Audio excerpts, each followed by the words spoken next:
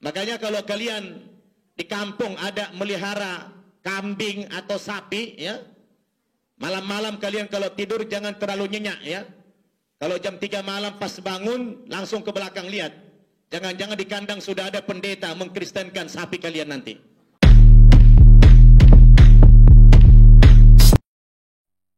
Shalom saudaraku, salam damai sejahtera dalam kasih Kristus. Jumpa lagi dengan saya, Didi Tuli. Kita akan belajar berapologetika bersama-sama di channel ini. Ustadz Nababan lagi dan lagi membuat polemik. Kali ini merendahkan pendeta. Jadi menurut dia, pendeta ini tugasnya salah satunya adalah penginjilan dari kandang ke kandang untuk mengkristenkan makhluk-makhluk yang lain, termasuk binatang, sapi, kambing, kucing, dan lain sebagainya. Bagi saya ini keterlaluan. Tapi sebelumnya mari kita bersama-sama melihat video berikut ini.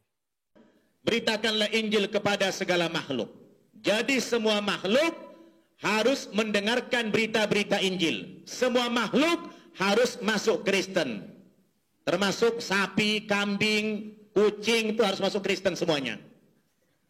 Makanya kalau kalian di kampung ada melihara kambing atau sapi, ya, malam-malam kalian kalau tidur jangan terlalu nyenyak, ya. Kalau jam 3 malam pas bangun langsung ke belakang lihat. Jangan-jangan di kandang sudah ada pendeta mengkristenkan sapi kalian nanti. Jadi harus perhatikan ini, ya. Jangan sampai murtad itu kambing kita. Waktu saya mendengar dan melihat video ini, saya berpikir, serendah itukah tugas dan panggilan seorang pendeta? Pergi dari kandang ke kandang untuk mengkristen dengan binatang? Atau yang rendah dan kerdil adalah pemikiran Ustadz Nababan sendiri terhadap Alkitab? Karena orang-orang ini tidak tahu, tidak paham Alkitab, tapi mengajar Alkitab kepada orang lain. Kitab sucinya itu bukan Alkitab, tapi Al-Quran. Tapi dia selalu mencari-cari kesalahan Alkitab dan kemudian mengajarkan kepada orang banyak. Nah, ini adalah standar ganda yang selalu dilakukan oleh mereka ini.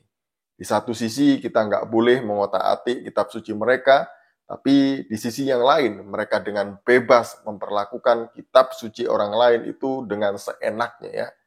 Cari-cari kesalahannya, ditafsirkan dengan liar seenak jidatnya, gitu ya. Itulah kebiasaan mereka ini. Nah, salah satunya adalah ini, ketika menafsirkan Markus 16 ayat yang ke-15. Pergilah ke seluruh dunia, beritakanlah Injil kepada segala makhluk. Konteks dari ayat ini adalah ketika Yesus bangkit dari antara orang mati. Sebelum dia naik ke surga, dia menampakkan diri ke Maria Magdalena, ke murid lain, dan juga ke 11 murid. Dan pesan ini diberikan oleh Yesus kepada 11 murid, yaitu supaya mereka menjadi saksi untuk memberitakan Injil sampai ke ujung bumi. Nah, di sini dikatakan, beritakanlah Injil kepada segala makhluk. Yesus itu selalu menyampaikan pengajarannya, perkataannya itu bukan selalu sih, seringkali itu memakai perumpamaan, ya. Jadi dengan kalimat-kalimat yang sukar untuk dipahami, yang tidak bisa ditelan mentah-mentah begitu saja, karena ada makna tersembunyi di balik ucapan-ucapan Yesus ini. Nah, di sini Yesus mengatakan beritakan Injil kepada segala makhluk. Dipikir Ustadz Nababan itu segala makhluk itu ya pohon, binatang gitu ya. Lalu diinjili satu-satu, kita ketemu anjing, injili anjing, kita ketemu kucing, injili kucing, kita ketemu babi, injili babi, kita ketemu kambing, sapi, kita injili supaya bertobat masuk Kristen. Itu adalah pemikiran Ustadz Nababan yang sangat kerdil, rendah dalam memahami Alkitab. Karena sebenarnya ayat ini tidak berbicara demikian. Nah, untuk apa Injil diberitakan ke binatang? Kan tidak ada gunanya. Karena Injil, kabar baik, kabar keselamatan ini hanya untuk manusia yang berdosa, bukan untuk binatang, apalagi pohon-pohon, apalagi untuk makhluk-makhluk yang lain, jin, makhluk astral, lembut, dedemit, bukan. Tapi untuk manusia. Jadi segala makhluk ini adalah manusia. Jika manusia menerima pesan kabar baik ini dan dia diubahkan hidupnya, dia akan menjadi berkat bagi alam semesta ini. Dia tidak akan memperlakukan binatang dengan semena-mena, dengan seenaknya sendiri. Dia tidak akan mengeksploitasi alam ini secara sembarangan untuk kepentingan pribadi ataupun kelompoknya. Bukan, gitu ya. Jadi ini adalah untuk manusia, bukan untuk binatang.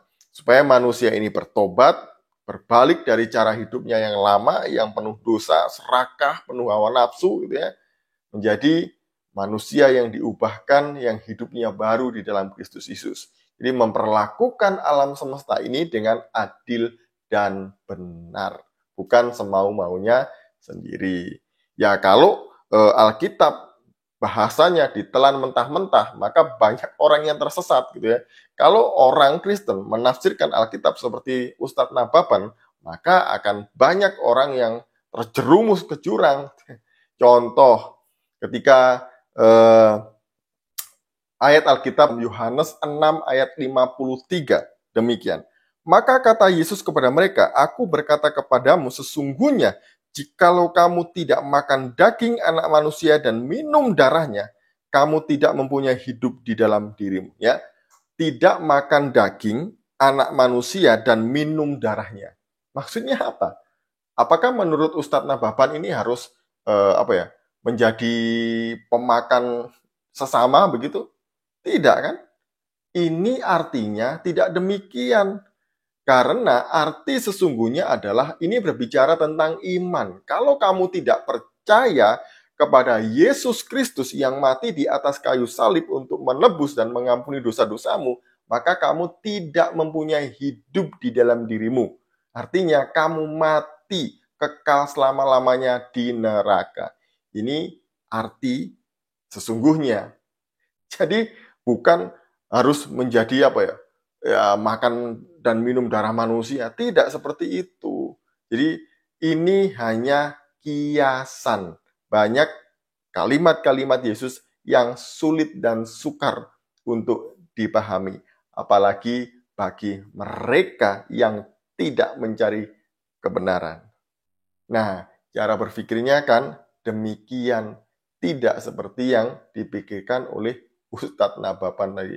Itu sesat, itu ngawur. Jadi tidak pernah ada orang Kristen, apalagi pendeta, itu menginjili binatang supaya masuk Kristen. Untuk apa? Tidak ada gunanya. Sekian dari saya, semoga ini memberkati dan juga mencerdaskan kita semuanya. Shalom, salam waras, Tuhan Yesus memberkati.